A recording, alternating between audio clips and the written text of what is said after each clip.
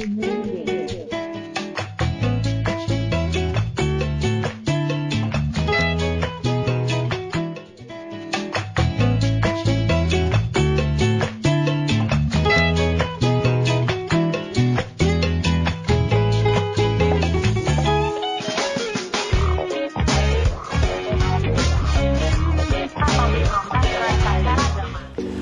everyone, selamat datang di Bima Kastrat. Bincang manfaat bersama Kastrat. Nah, apa kabar nih teman-teman semua? Semoga dalam keadaan sehat walafiat ya. Nah, sebelum memulai, alangkah baiknya kita perkenalan terlebih dahulu nih. Pepatah mengatakan tak kenal maka tak sayang. So, kenalin aku Ana Anissa. Dan di sini aku nggak sendirian nih, ditemani oleh partner aku yang kece abis. Boleh kenalan dong Kak? Halo teman-teman semua, perkenalkan nama aku Bayu Rizky Fajar Ramadan dari staf ahli Kementerian Kastrat. Nah, baik, sekarang kita sudah bersama dua narasumber kita yang sangat Betul spesial sekali. nih. Mungkin boleh aku sapa terlebih dahulu. Yang pertama yaitu Ibu Susilowati selaku Ketua ULTKSP Fakultas Vokasi Universitas Brawijaya. Mungkin halo Ibu Susi, apa kabar? Alhamdulillah sehat. Alhamdulillah kabar baik ya Bu. Baik. Oke. Yang kedua, yang tak kalah keren yaitu kita kedatangan narasumber dari PSLD Pusat UB, yaitu Kak Khairul Nasta selaku staf pelayanan dari PLD. Halo Kak Nasta, apa kabar? Halo. Baik sih. Alhamdulillah baik juga berarti Kak ya. Senang kabarnya, alhamdulillah. Alhamdulillah baik. Oke, sebelum masuk ke obrolan kita, mungkin kita mau flashback terlebih Benar. dahulu mengenai podcast kita yang pertama yang bertemakan dari mahasiswa untuk Indonesia. Nah, untuk podcast yang kedua kali ini kita mau membahas apa sih, Bay? Nah, jadi kami Kementerian Kastrat sudah melaksanakan 2 kali podcast, yaitu yang pertama perihal dari mahasiswa untuk Indonesia. Nah, yang kedua kali ini kita akan membahas tentang difabel dan juga perundungan dengan tema From Disability to Ability. Nah, jadi untuk teman-teman yang belum tahu apa sih itu PSLD dan apa sih itu LKSP, mungkin aku bisa jelasin singkat ya teman-teman. Jadi untuk PSLD sendiri yaitu Pusat Studi Layanan Disabilitas, sedangkan LKSP merupakan unit layanan terpadu kekerasan seksual pada perempuan dan perundungan. Nah, mungkin juga mengapa kami mengundang dari pihak PSLD juga, karena banyak teman-teman maba di sini mahasiswa baru, mungkin saat masa SMA dulu mereka belum pernah dan juga mungkin jarang juga berkomunikasi dengan teman-teman di Mabel. Nah, mungkin mereka bingung bagaimana cara merangkul, bagaimana cara berkomunikasi. Nah, jadi mungkin di sini nanti kita akan sharing, bercerita bagaimana cara kita berkomunikasi dengan teman-teman di Mabel tersebut. Nah, benar sekali. Soalnya di universitas sendiri kita banyak teman Beragam juga yang sekali. difabel. Dan juga Universitas Brawijaya menjadikan dan juga menjadi acuan dalam pendidikan dan juga layanan inklusif mahasiswa penyandang disabilitas di perguruan tinggi di Indonesia. Dan tidak hanya di UB saja sih An, ada beberapa perguruan tinggi juga yang telah menerapkan layanan disabilitas ini, yaitu ada UNS, Unpad dan juga UI. Oh, jadi nggak hanya di UB aja ya, Benar Pak? sekali, ada beberapa kampus. lain. Nah. Oke. Nah, di perguruan tinggi kita juga tidak boleh membeda-bedakan dan membatasi terhadap mahasiswa disabilitas karena mereka juga memiliki potensi yang sama dengan mahasiswa lain, dan tentunya jangan sampai ada diskriminasi dalam pendidikan. Benar sekali, jadi kita jangan memandang remeh sesuatu apapun ya dia. Oke, mungkin juga akan dijelaskan ulang lagi bahwasanya nanti di podcast ini kita akan dibagi menjadi 2 segmen. Yaitu yang pertama, segmen pertama kita akan menanyakan terlebih dahulu kepada Mas Kak Nasta, dan segmen kedua kita akan bertanya kepada Bu Susi. Mungkin bisa dilanjut untuk segmen pertama kan? Nah, untuk segmen pertama, ini nih Kak, aku ingin bertanya mengenai istilah yang ada seperti apa sih itu difabel, disabilitas, dan berkebutuhan khusus. Soalnya di teman-teman kita juga dan masyarakat pada umumnya masih sulit membedakan atau menyamakan mengenai kedua istilah itu. Oh ya, oke. Jadi kalau kita mengacu pada ini ya, apa namanya, Undang-Undang tentang Disabilitas nomor 8 tahun 2016 itu, memang penyebutan yang benar itu penyandang disabilitas. Itu kalau kita mengacu ke undang-undang tersebut ya. Cuma di masyarakat sendiri ketika itu nanti menjadi sebutan itu menjadi beragam, dan itu semua juga tidak ada yang salah. Jadi ada yang menyebut difabel, ada yang menyebut penyandang disabilitas, ada yang menyebut mahasiswa berkebutuhan khusus seperti itu, ada yang disingkat lagi menjadi madif seperti itu. Nah itu kan beragam banget kan, misalnya turunannya itu. Cuma kalau kita mengacunya kepada undang-undang tersebut, penyebutan yang benar ya memang penyandang disabilitas. Jadi nanti tergantung kita sendiri, kalau kita hidup di lingkungan kita nanti penyebutannya seperti apa. Soalnya ada juga gini, kalau saya pribadi menyebutnya madif ya, kalau di PLD sendiri itu madif itu mahasiswa disabilitas, singkatan itu sih. Nah kalau di kami sendiri itu seringnya itu menyebutnya madif itu aja dan lebih cepat. Nah ada juga madif itu kan macam-macam ya jenisnya. Cuma ada beberapa jenis disabilitas itu bahkan ada yang menyebut diri mereka itu tuli. Kalau dari kita kan kesannya kayak kasar ya, kesan kita kasar. Cuma malah mereka sendiri yang pengen disebut bahwa mereka itu bukan tunarungu, tapi mereka itu tuli. Jadi saya itu tuli, bukan tunarungu. Nah seperti itu. Jadi itu sebenarnya ada alasan juga sih kenapa kok mereka maunya disebut tuli bukan tunarungu. Nah jadi tergantung di lingkungan kita nanti menyebutnya seperti apa. Jadi tidak ada yang salah sih. Kalau menurut saya seperti itu. Karena kalau berdasarkan undang-undang yang sebelumnya sebelum tentang disabilitas yang sebelum tahun 2016 itu, nomor 8 tahun 2016 itu malah penyebutannya penyandang cacat. Nah, jadi direvisi menjadi penyandang disabilitas. Mungkin tadi ada yang menarik berarti bahwa mereka itu semisal kita menanyakan seperti tunarungu tuli itu kan kita biasanya takut ya untuk nah itu apakah mereka biasanya merasa tersindir atau apa itu bagaimana? Enggak, mereka enggak akan merasa tersindir itu.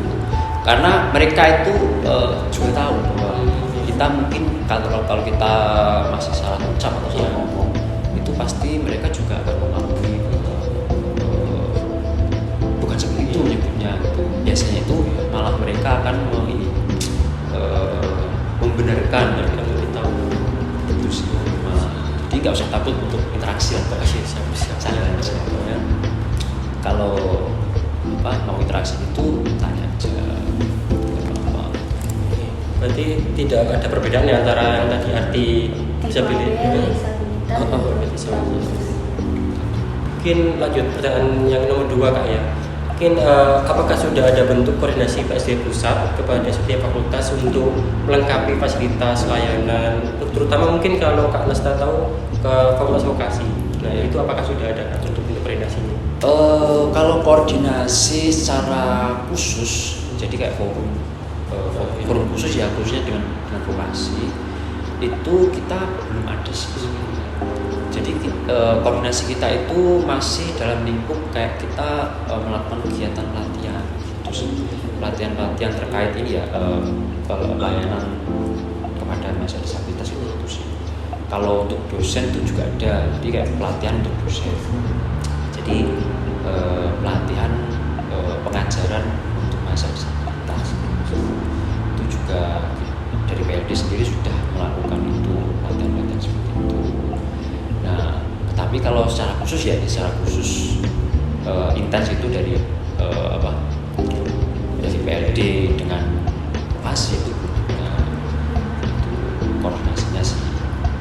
Jadi kalau ada entah ada problem atau entah ada masalah di lapangan seperti itu, biasanya kita koordinasinya nanti dengan dosen yang mengajar yang bersangkutan seperti itu. Jadi dari dosen sendiri sudah diberi pelatihan untuk mengajar teman-teman kita penyandang disabilitas. Sudah, cuma ya belum rata sih, karena dosen Oh, baik. Dufik juga banyak. Kan soalnya saya juga sempat tahu mahasiswa difabel yang ada di vokasi itu terkadang ada pendamping atau sendirian Kak kalau belajar mana kuliah dosen seperti itu tetap didampingi. Kalau jadi gini, jadi kalau ada mahasiswa baru itu kita melakukan pendataan. Jadi kira-kira siapa aja yang membutuhkan pendampingan, yang merasa membutuhkan pendampingan seperti itu. Karena ada juga Madif itu bisa mandiri dalam proses akademik ya, dalam proses belajar mengajar itu bisa mandiri kayak gitu. Nah kalau ada yang bisa mandiri, kita tidak mewajibkan untuk diberikan pendamping. Cuma ada juga kan yang memang dia pendamping gitu. Yang seringnya tuh ini sih bahasa disabilitas tuli paling sering itu karena untuk akomodasi komunikasi ketika dosen menyampaikan materinya seperti itu. Terus mengenai kan seperti yang dikatakan Kak Mas tadi koordinasinya sebelum merata. Nah terus itu boleh dijelaskan atau disoroti terkait hambatan atau kendalanya itu seperti apa dia Kak? Kalau hambatan ini ya, hambatan mahasiswa disabilitas ini. Kalau hambatan untuk mahasiswa disabilitas sendiri ketika proses belajar ini di kelas itu juga beragam sebenarnya. Jadi tergantung juga jenis disabilitasnya gitu. Bahkan saking beragamnya itu bisa karena faktor internal, bisa juga faktor eksternal. Ada yang faktor keluarga, faktor pribadian, itu juga ada. Bahkan ada yang faktor percintaan gitu pun juga mempengaruhi gitu ya, namanya mahasiswa ya, masih muda gitu ya, kayak kita pada umumnya lah, pasti ketika ada masalah entah masalah apapun pasti berimbas juga kepada proses ini ya, proses. Cuma kalau bicara masalah problem atau hambatan terkait kedisabilitasannya itu mungkin terkait akomodasi. Jadi akomodasi. Jadi kan masing-masing disabilitas itu kan beda-beda. Ada yang tuli, ada yang tunet, itu ada yang mental, ada yang daksa itu. Nah itu kan akomodasi yang kita berikan itu juga berbeda. Gitu. Jadi menyesuaikan juga dengan jenis disabilitasnya. Gitu sih. Nah, jadi saking beragamnya ini kadang juga menurut kami PLD sudah di-prepare dengan baik, sudah disiapkan dengan baik, ternyata masih ada aja masalah-masalah atau hambatan di lapangan seperti itu. Karena kan bagaimanapun juga ketika kita sudah prepare itu kan ya kita sudah berdasarkan evaluasi juga. Ternyata ketika itu sudah di lapangan, sudah berjalan itu ternyata masih kurang inilah, kurang itulah gitu. Nah itu kita biasanya selalu melakukan evaluasi. Jadi PLD selalu mengevaluasi dan memperbaiki. Iya, selalu update. Selalu diupdate terus pelayanan. Lalu dari PLD sendiri itu bagaimana bentuk treatment atau cara membedakan kepada mahasiswa difabel ini dia itu unggul di bidang akademik maupun non akademik itu bagaimana? Untuk membedakan Di bidang akademik maupun non akademik. Oke. Jadi di PLD itu ada namanya hak dan kewajiban. Jadi kira-kira itu batasan-batasan yang bisa kita layani. Bukan nggak mungkin juga setiap hari gitu, setiap hari, setiap saat dan dimanapun itu kita berikan pelayanan pendampingan kan nggak mungkin juga. Nah, jadi ada batasan-batasan di situ, ada hak dan kewajiban gitu. Jadi kalau kegiatan yang bersifat akademik maupun non akademik selama itu adalah kegiatan LP, masuk ke kategori kegiatan LP termasuk ospek, terus kegiatan UKM itu kan masih dalam lingkup kegiatan LP, yaitu kita PLD masih memberikan pelayanan luar ya, di luar kayak contoh Mas minta tolong dampingi aku ke Matos gitu. Nah itu kan di luar ini ya, di luar kegiatan UB itu pendamping itu berhak menolak. Berarti hanya lingkup Universitas Wijaya saja Iya, pendamping kegiatan UB, cuma kegiatan meskipun kegiatan akademik nggak menolak itu, yang penting itu di lingkup kegiatan UB. Kalau dia les, Kalau les itu bukan tanggung jawab, Les. di luar itu bukan tanggung jawab ya. Jadi apa? Bisa nanti dibantu sama saudara sendiri gitu. Bisa, pokoknya di luar kegiatan itu bukan tanggung jawab kami karena dari volunteer sendiri ketika melakukan proses pendampingan itu kan ada apa? Uang lelah, upah lelah gitu. Jadi memang dasar kita PLD memberikan uang lelah ini upah ya dasar itu. Kalau volunteernya ini mendampingi di lingkup UB aja. Kalau di luar UB ya itu bukan tanggung jawab. Jadi kebijakan teman-teman di Fabel itu di luar UB juga memiliki pendamping atau biasanya bagaimana itu? Diusahakan mandiri sendiri. Oh, justru lebih di luar kampus UB itu mereka lebih mandiri untuk melakukan kegiatan. Karena itu seringnya mahasiswa disabilitas di UB itu sering main di UB. Karena kalau keluar sendirian itu kan keterbatasan ini ya mobilitasnya gitu. Cukup jelas bukan Iya. untuk segmen satu mengenai informasi mengenai pusat studi layanan disabilitas. Oke, Jadi mungkin- kita tahu banyak insight mengenai PSLD dan disabilitas. Ini Mungkin- langsung bisa di Setelah kita berbincang dan juga tahu nih tentang PSLD dan juga di Fabel, kita beralih ke segmen kedua yaitu tentang LTKSP Vokasi. Nah, di sini kita sudah kedatangan Bu Susi selaku Ketua LTKSP Vokasi UB. Nah, mungkin untuk pemantik nih Bu, mungkin semingguan yang lalu mahasiswa UB ini vokasi tidak asik dengan banner di depan gedung-gedung itu yang tuliskan Anda masuki kawasan bebas perundungan dan juga seksual. Nah, itu apakah salah satu termasuk langkah LTKSP Vokasi Bu untuk mengurangi perundungan dan juga kekerasan seksual? oke betul sekali. Jadi kita sebagai salah satu unit yang memang bertanggung jawab memberikan layanan itu di bidang kekerasan seksual. Kekerasan seksual ini bukan untuk perempuan aja. Tadi kan kamu bilang perempuan ya. Iya. Ini untuk semua. Kekerasan seksual dan juga perempuan. Jadi ada beberapa hal yang sudah kita lakukan. Yang pertama itu ada sosialisasi pernah kita lakukan di gedung media lokal waktu itu. Nah itu kita datangkan mahasiswa di sana, kemudian kita datangkan narasumbernya ini tadi menerangkan apa itu kekerasan seksual yang masuk ke dalam ranah itu apa, kemudian yang dimaksud dengan perundungan itu apa. Nah kemudian kalau masalah yang banner tadi itu juga merupakan salah satu tindakan sosialisasi dari kita. Intinya itu kami itu pengen jika kalian itu mengalami misalnya kekerasan seksual, mengalami perundungan, itu berani speak up, berani lapor.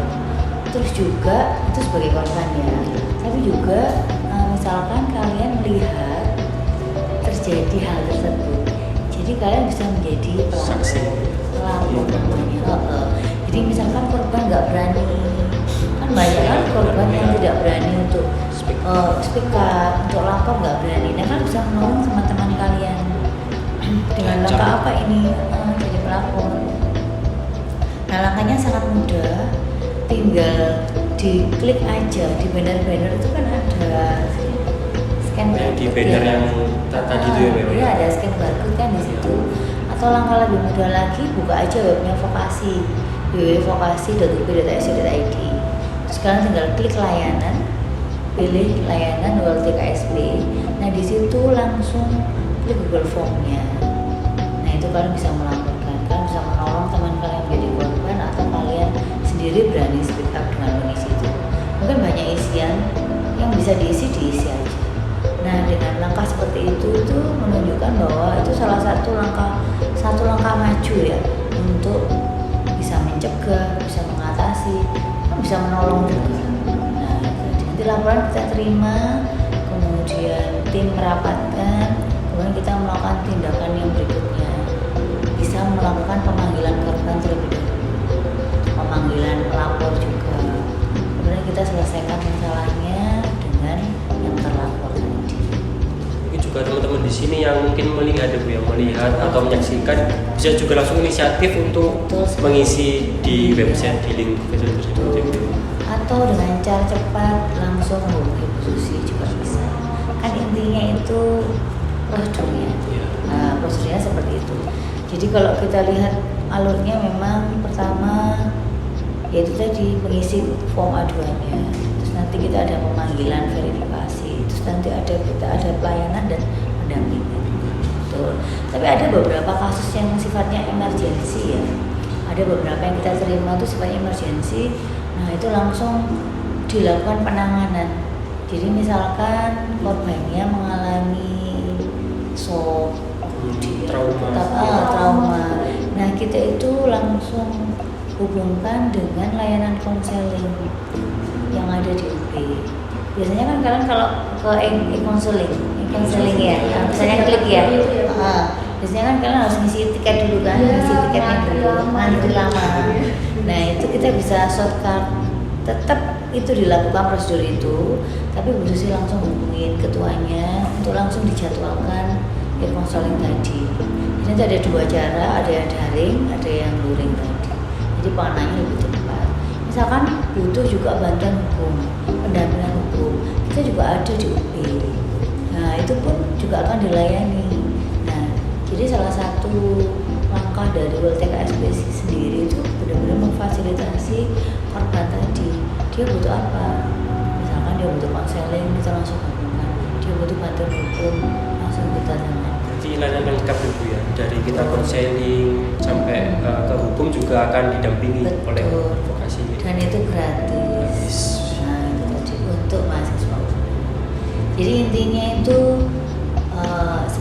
misalnya gini, yang paling gampang ada masa UB misalkan terus pelakunya dari luar, nah itu tetap juga kita lindungi karena ranahnya masa UB.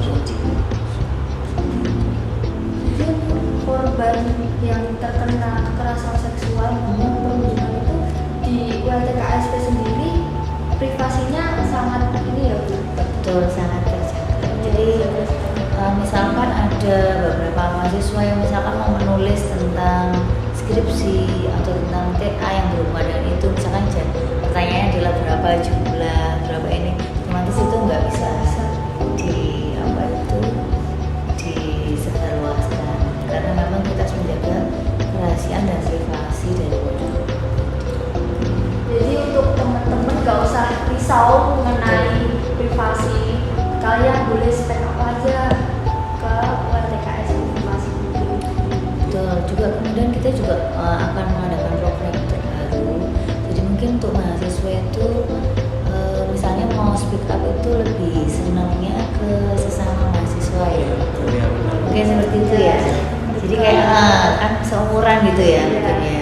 Kalau Bu Susi sebenarnya ya biasa seumuran karena anaknya Bu Susi juga nggak beda jauh, jadi Bu Susi bisa menyelangi lah. Tapi kan kadang-kadang kalian mesti lebih percaya kepada yang seumuran. Nah mungkin kita nanti itu ada konselor sebaya gitu. Apa? Konselor sebaya. Itu konselor sebaya lah. Kita mau bikin program seperti itu. Jadi akan kita rekrut beberapa mahasiswa.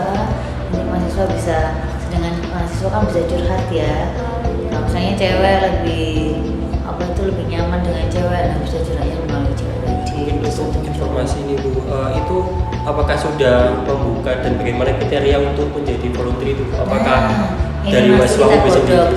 Oh berarti masih mengejar hal tersebut ya? Betul. Insya Allah juga vokasi nanti punya podcast. Jadi nanti salah satu strateginya melalui podcast tadi, setiap saat kita akan buka, kita sosialisasikan. Oh ada ini, oh ada program ini. Nah itu supaya kalian berani itu tadi loh, speak up tadi. Karena memang ketika jadi korban pasti ada perasaan takut. Nah itu tadi. siaga. pisau, Betul, betul. privasi sendiri kan. Ya betul sekali seperti itu. Mungkin kan UTSP kan unit layanan terpadu kekerasan seksual dan perundungan ya Bu ya. Nah itu mungkin apakah ada kondisi atau faktor lain yang bisa kita melaporkan ke UTSP tersebut atau hanya untuk kejadian perundungan dan juga kekerasan seksual aja atau mungkin Jadi faktor lain? di ranah kita memang ada dua ranah itu Iya. tadi, mengenai perundungan dan kekerasan seksual tadi. Tapi kalau misal pembulian juga nanti kita masuk Masuk ke ke perundungan, ya. betul, masuk ke perundungan. Jadi perundungan itu nanti berdasarkan kalian tuh bisa lihat anak-anakku peraturan rektor nomor 70 tahun 2020. Nah di situ peraturannya tentang pencegahan dan penanganan kekerasan seksual dan perundungan. Di situ ada apa yang termasuk dengan perundungan. Jadi intinya perundungan di sini tuh jika kalian mendapatkan kata-kata yang dilontarkan ataupun chat ya, atau dalam bentuk chat yang kalian merasa tidak nyaman. Jadi pentingnya sosialisasi itu hati-hati juga. Kita secara nggak langsung bisa juga melakukan perundungan selama ini. Secara nggak sadar ya, Bu, ya? tapi kita nggak sadar dengan mengolok-olok aja, kemudian dia nggak nyaman, sebenarnya bisa dilaporkan. Jadi harus hati-hati. Intinya sosialisasi ini tuh kita mencegah agar orang tidak menjadi terlapor, juga mencegah orang supaya tidak menjadi korban. Nah seperti itu tuh yang penting. Jadi harus tahu remnya ya, batasannya. Karena ya kan kalau pas ya mungkin ada kan nggak sengaja guyon, tapi Ya, guyonnya berlebihan. berlebihan. Nah, itu yang harus kita. Mungkin kita udah dapat informasi Yang banyak dari sekali. dari PSN Pusat, Ibu Susi selaku dari KSD. Ada lagi, saya Ibu Susi juga pernah ngajar Madif ya. Iya. Nah itu sebelum pandemi. Madif. Sebelum pandemi. Vokasi atau di vokasi, Oh, di vokasi. di vokasi sebelum pandemi. Anaknya waktu itu tuli. Oh iya. Tapi dia pintar. Terus ada lagi yang satunya lagi yang keterbelakangan mental ada.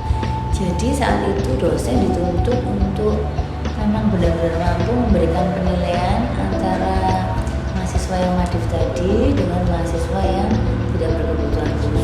Jadi ada beda ya, maksudnya itu ada beda penilaian itu. Dan memang dari pihak PLD itu biasanya mendampingi ketika mereka kuliah saja. Nah kalau waktu Zoom itu biasanya mereka minta izin, atau waktu bukan Zoom ya, luring itu mereka minta izin untuk direkam juga. Nah gitu ya Mas ya, karena saya direkam jadi nanti ketika diulang rekamannya itu dia bisa mengulang rekaman tadi. Nah itu memang kita harus sebagai dosen istilahnya itu bagaimana caranya memberikan semangat ya, seakan mereka itu setara dengan anak-anak yang lain. Motivasi. Nah dan ibu bangganya lagi teman-teman sekelasnya juga memperlakukan mereka secara normal itu tadi. Nah itu yang saya Berarti kondisi Bagus sekali. Madif di vokasi ini benar-benar didukung ya Bu ya, dan iya betul ada sekali. Iya, jadi memang ada yang memang waktu itu tuh memang ibu bilang tuh dia pinter, cuma itu yang tuli itu ya kayak, nah itu memang ada translatornya. Ibu Susi belum sempat sih belajar bahasa tubuh gitu. bahasa isyarat ya. Isyarat. Nah itu tadi. Sebenarnya kita ya dosen juga tantangan juga dari cara pembelian nilai, cara memperlakukan mereka. Kemudian ketika kita menerangkan aja, kita menerangkan itu kan beda. Makanya itu kesabaran dari kakak-kakak pendamping itu tadi ya. Kan ada yang ada keterbelakangan mental ya kan. Iya. Nah itu kadang-kadang sampai maju ke depan disuruh apa tapi jawabannya beda. Nah itu teman-temannya tuh sangat memaklumi. Dari mereka sendiri mendukung sekali. Itu yang pernah ibu ini ketika ini ya. Kemudian kalau pas ada acara-acara besar kan kadang-kadang kita minta bantuan juga untuk bahasa isyarat ya kak ya. Iya, Yang ditayangkan ya waktu PKK maba itu kan pasti ada di layar waktu Zoom ya. Iya. Waktu yang di layar kecilnya kan itu ada untuk yang bahasa isyarat. Nah itu salah satu lah kita apa itu memberikan perlakuan yang setara, menerima mereka juga agar mereka itu juga mendapat kesempatan yang belajar yang sama. Iya. kalau kaitannya sama unitnya ULTKSP tadi, memang disabilitas, khususnya mahasiswa disabilitas itu memang potensi untuk mendapat bullying atau itu tadi itu kayak semakin besar daripada yang mahasiswa yang ini ya yang khususnya. Jadi karena perlunya apa namanya disability awareness, terus mungkin nanti kalau dari unitnya sebenarnya ada mungkin apa awareness terkait perundungan seperti itu. Kita akan masukkan ke program. Jadi karena itu apa di UB sendiri itu kayak saya pribadi belum, kalau saya pribadi belum mendengar sih secara langsung maksudnya mendengar ada laporan dari Madinah itu kak saya dibully di kelas ini. Secara pribadi saya belum pernah menerima laporan tersebut ya. Berarti kan itu juga angin segar buat UB sendiri ya, menunjukkan bahwa awareness-nya di UB itu sudah semakin baik. Oke, tadi kita sudah mendapatkan pesan banyak nih dari Kak Asta dan juga Bu Susi, dan mungkin juga semoga dengan adanya podcast ini antara PSLD dan UTSP bisa saling berkolaborasi untuk menjaga dan juga melayani teman-teman di Fabel ini. Nah, mungkin untuk terakhir closing statement mungkin dari closing statement dari materi tadi mungkin bisa dimulai dulu dari Bu Susi untuk pengetahuan. Oke. Baiklah, terima kasih atas kesempatan yang diberikan. Jadi intinya anak-anakku Bu Susi berpesan kepada kalian, kalian harus speak up. Entah kalian menjadi korbannya atau entah kalian melihat teman kalian yang kalian kenal itu menjadi korban. Angkanya sangat mudah, tinggal buka webnya Vokasi aja, vokasi.ub.ac.id, terus klik layanan, pilih layanan ULTKSP, kemudian tinggal isi Google Form-nya. Nanti kita yang akan tangani dan kita akan memberikan pendampingan. Jadi intinya minta tolonglah ke orang atau lembaga atau unit yang tepat, itu aja. Nanti ada beberapa program juga dari kita. Insya Allah Vokasi punya podcast. Nah dari situ kita akan sosialisasi. Kemudian dengan pertemuan ini juga terima kasih anakku karena kita juga akan melakukan tindak kerjasama ya dengan Anasta ya. Nah itu penting sekali. Nah dengan PLD tadi itu aja dari diskusi. Mungkin bisa diberikan oleh Kak Asta untuk closing statement dari kalau dari PLD sendiri mungkin lebih ke ini apa namanya intinya jangan takutlah untuk interaksi dengan mahasiswa disabilitas dan lakukan saja mereka seperti ya kayak masa pada umumnya lah gitu. Jadi sebagai teman, sebagai partner, sebagai apa sama mahasiswa kayak gitu. Jadi mereka itu sangat welcome. Jadi kalau apalagi yang mahasiswa tuli itu kalau diajak ngobrol itu komunikasi itu sangat antusias. Jadi pasti diajarin malah. Kalau misalnya kita belajar itu butuh waktu berapa lama ya Kak? Baca isyarat. Iya, baca isyarat. Ini sih lebih ke seberapa interaksi dengan mereka. Semakin intens semakin cepat begitu. Jadi paling yang sebagai ini ya sebagai bekal awal mungkin yang bahasa isyarat dasar seperti itu. Nah dari situ nanti kan kalau intens berkomunikasi atau interaksi dengan mahasiswa tuli itu semakin cepat bisa bahasa isyarat. Mereka ada bahasa gaulnya nggak? bahasa Jadi kita ada bahkan ada isyarat yang gaul ya. Ada yang gaul juga ada gitu. Macam-macam kan bahasa isyarat itu ada yang bahasa isyarat Jakarta, ada yang bahasa Gitu. berarti di Kayak berkota Kayak ya. bahasa kita ini. sama seperti bahasa kita. Lulu gue itu Ada Jakarta. apa ya? Ada bahasa kalau di bahasa kita kan Iya. ada aksen lebih ke bahasa Jakarta, Betul. ada bahasa Jatim.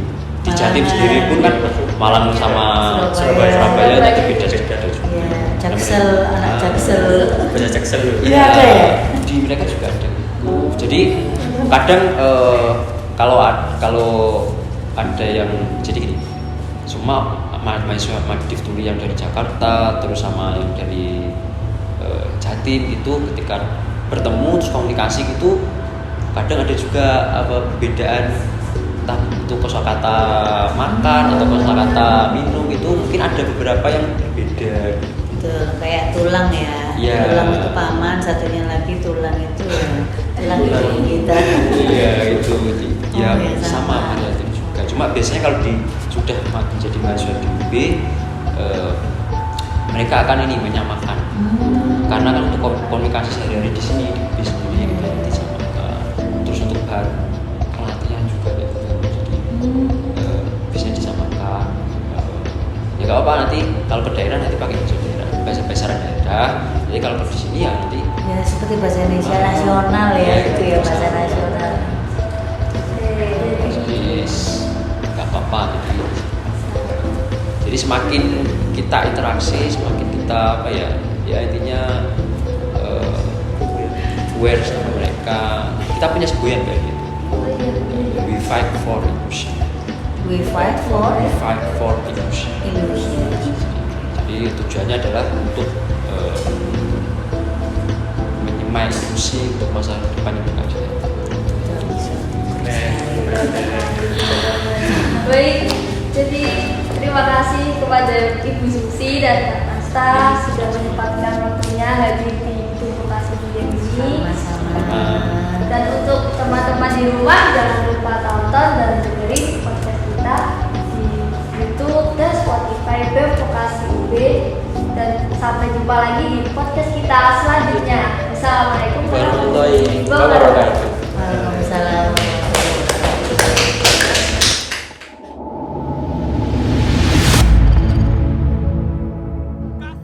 Kasra.